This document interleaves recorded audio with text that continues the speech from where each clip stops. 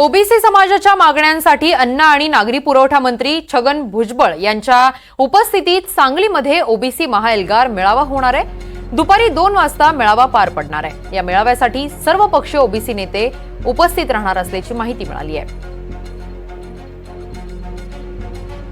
या महाएल्गार मेळाव्यासाठी सर्व पक्षीय नेत्यांना निमंत्रित करण्यात आलेलं आहे।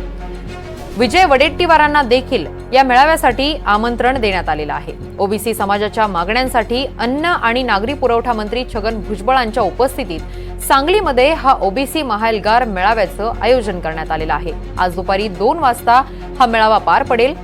या मेळाव्यासाठी सर्व पक्षीय ओबीसी नेते देखील उपस्थित राहणार असल्याची माहिती मिळालेली आहे। या महाएल्गार मेळाव्यात छगन भुजबळ नेमकी काय भूमिका मांडणार हे पाहणं औत्सुक्याचं ठरणार आहे। सांगलीत आज ओबीसी समाजाचा मेळाव्याचं आयोजन करण्यात आलेलं आहे।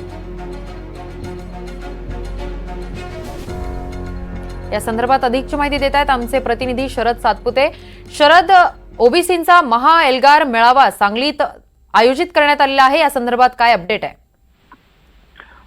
सांगलीतील किरण तरुण भारत स्टेडियम मध्ये हा ओबीसी एल्गार मेळावा होणार आहे।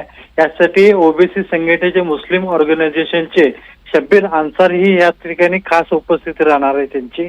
त्याचबरोबर जे ओबीसीचे नेते आहेत छगन भुजबळ असतील, पंकजा मुंडे असतील, परत हे आता आमदार आहेत गोपीचंद पडळकर यांच्यासह अनेक ओबीसीचे नेते या मेळाव्याला उपस्थित राहणार आहे। जवळपास 25,000 पेक्षा जास्त या ओबीसी मेळाव्याला लोक उपस्थित राहतील असा एक प्राथमिक अंदाज आहे। किरण, अगदीच शरद, धन्यवाद तुम्ही दिलेल्या या माहितीसाठी।